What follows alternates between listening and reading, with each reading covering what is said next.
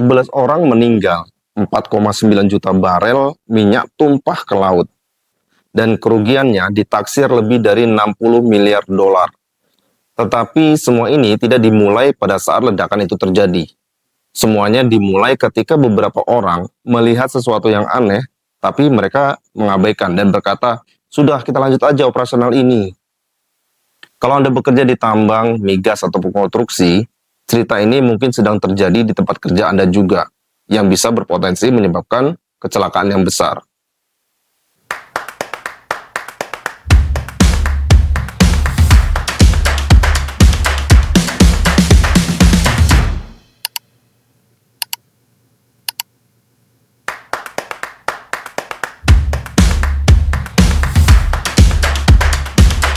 Selamat datang di Tanya Safety. Assalamualaikum warahmatullahi wabarakatuh. Semangat pagi. Halo semuanya, terima kasih sudah berkunjung di Tanya Safety. Saya Darmawan Saputra dari Tanya Safety, channel yang membahas mengenai tips, storytelling, dan juga berbagi pengalaman terkait dengan keselamatan dan kesehatan kerja. Semoga channel ini bisa memberikan keberkahan bagi kita semua. Deepwater Horizon sering diceritakan sebagai kegagalan blowout preventer. Ada juga yang menyalahkan semen dari sumur tersebut. Ada juga yang menyalahkan BP atau British Petroleum. Ada juga yang menyalahkan kontraktornya. Tetapi, kalau kita belajar dari para ahli human factor seperti Sidney Dekker, kecelakaan besar itu hampir tidak pernah disebabkan oleh satu kegagalan besar yang terjadi pada saat itu. Yang terjadi justru kebalikannya. Puluhan keputusan yang terlihat masuk akal, bergabung menjadi satu, dan akhirnya membentuk bencana besar ataupun kerugian besar terjadi. Hari ini, kita akan melihat Deepwater Horizon bukan sebagai cerita tentang ledakan rig pengeboran minyak saja.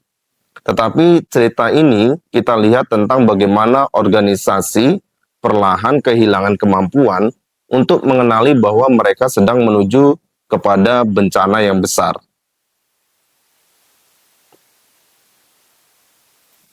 Macondo Well sudah dikenal sebagai proyek yang penuh masalah. Pengeborannya terlambat, biayanya terus membengkak. Setiap hari keterlambatan itu berarti penambahan biaya juga, dan biayanya cukup besar. Tekanan untuk segera menyelesaikan pekerjaan ini juga semakin tinggi. Tidak ada seorang pun yang berkata keselamatan tidak penting. Semuanya masih menjunjung asas keselamatan. Semuanya sepakat bahwa keselamatan adalah hal yang perlu dijunjung tinggi.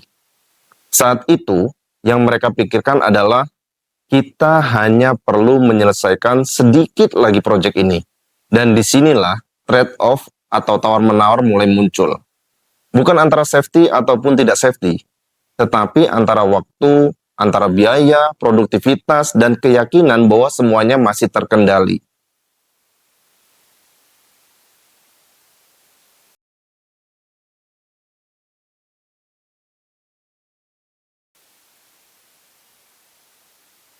Sebelum sumur ditinggalkan, tim melakukan negative pressure test ya, atau NPT. Tes ini sederhana. Jika hasilnya normal, berarti penghalang di dalam sumur bekerja. Tetapi hasilnya ternyata aneh. Tekanan muncul pada drill pipe. Angka-angkanya tidak konsisten. Beberapa orang merasa ini tidak benar. Tetapi kemudian muncul penjelasan dari ada orang yang lebih ahli gitu ya. Menjelaskan mungkin ini salah satu bentuk bladder effect gitu. Ada tekanan yang terjebak.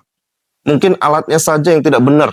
Dan akhirnya penjelasan dari orang-orang yang dianggap ahlinya itu dianggap benar. Anomali itu akhirnya dianggap normal. Padahal tes tersebut sebenarnya menunjukkan bahwa penghalang sumurnya itu gagal. Inilah yang disebut Sidney Dekker sebagai making sense. Manusia itu selalu mencoba membuat informasi yang awalnya membingungkan itu menjadi terlihat masuk akal. Masalahnya, kalau penjelasannya yang salah terasa logis, maka organisasi tetap berjalan. Bukan karena mereka bodoh, tetapi karena penjelasan itu cukup meyakinkan.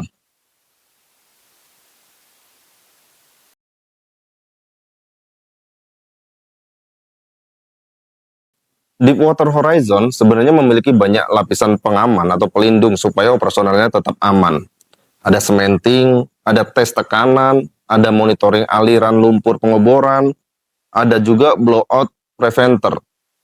Tidak ada satu barier yang sengaja dimatikan oleh personel pada waktu itu. Tetapi setiap barier pada saat itu mengalami kompromi.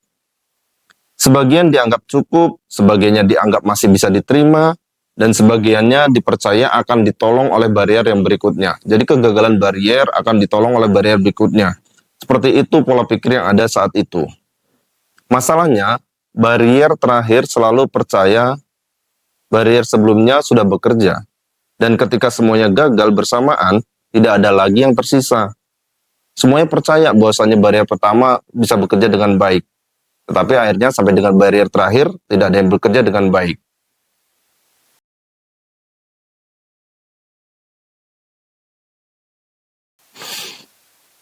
Gas mulai naik pada saat itu, awalnya tidak disadari. Monitoring tidak langsung mengenali adanya influx hidrokarbon. Saat akhirnya diketahui, semuanya sudah terlambat. Gas sudah mencapai rig, sudah tersulut, dan ledakan pun tidak bisa dipungkiri, tidak bisa dihindari lagi. 11 pekerja tidak pernah pulang. Dan blowout preventer yang selama ini dianggap sebagai barier terakhir, sebagai penyelamat terakhir, ternyata gagal juga menghentikan aliran dari sumur tersebut.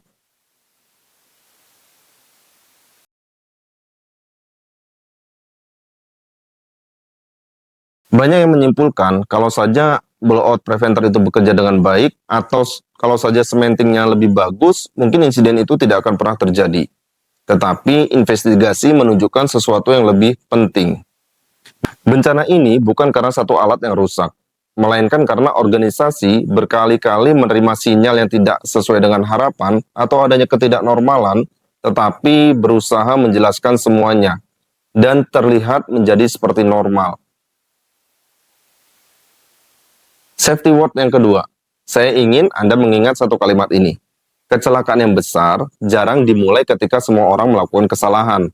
Kecelakaan besar dimulai ketika semua orang berhasil menjelaskan mengapa sinyal-sinyal bahaya ataupun indikator-indikator bahaya itu tidak perlu dikhawatirkan. Itulah yang disebut dengan normalization of deviance. Bukan pelanggaran, tetapi penyimpangan yang perlahan menjadi kebiasaan.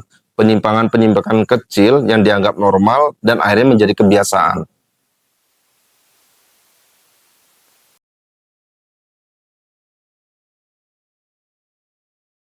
Kalau Anda bekerja di tambang, mungkin bentuknya bukan blowout. Mungkin seperti ini. Remnya agak kurang pakem, tapi masih bisa digunakan. Jalannya agak licin, tapi kemarin juga dilewatin aman-aman saja. Operator kelihatan capek, tapi katanya masih sanggup kok untuk melanjutkan operasional. Inspeksi, ya nanti aja itu. Nanti juga bisa inspeksi dilakukan. Kalimat-kalimat seperti ini terdengar kecil, tetapi Deepwater Horizon mengajarkan satu hal. Bencana tidak datang karena satu keputusan. Kalimat-kalimat itu terdengar kecil, tetapi Deepwater Horizon mengajarkan satu hal. Bencana tidak datang karena satu keputusan. Bencana datang karena terlalu banyak keputusan-keputusan kecil yang masing-masing terlihat masuk akal. Keputusan-keputusan kecil itu kita toleransi, sehingga sedikit demi sedikit kita mengarah kepada kegagalan. Kita akan mengarah kepada kecelakaan yang besar. Kalau ada satu pelajaran yang menurut saya paling mahal dari Deepwater Horizon, itu bukan tentang blowout preventer, bukan tentang cementingnya, bukan tentang teknologinya, tetapi tentang keberanian berhenti. Ketika data tidak sesuai dengan harapan, indikator-indikator menunjukkan hal-hal yang membahayakan. Karena di dunia keselamatan kerja, pertanyaan paling berbahaya bukanlah apa yang salah, tetapi mengapa kita merasa semuanya masih baik-baik saja. Padahal sebenarnya tidak. Sudah banyak indikator, sudah banyak tanda-tanda, tetapi kita tidak menyadari itu. Dan justru kita menormalisasinya. Kalau Anda menikmati pembahasan seperti ini, bukan sekedar membahas kecelakaan, tetapi memahami cara berpikir di balik kasus-kasus kecelakaan tersebut. Jangan lupa subscribe Tanya Safety. Karena tujuan kita bukan sekedar mengetahui apa yang terjadi, tetapi belajar mengenali tanda-tanda apa saja sebelum kita menjadi giliran menjadi studi kasus berikutnya. Agar channel ini terus memberikan manfaat, jangan lupa like, komen, dan subscribe. Bagikan link video ini ke sosial media Anda untuk memberikan manfaat yang lebih luas. Jika teman-teman memiliki ide untuk dibahas, silakan di komen ya. Kita apakan aja dulu Tanya Safety.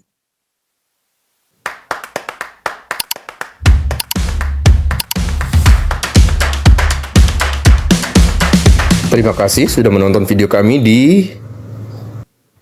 Tanya Safety.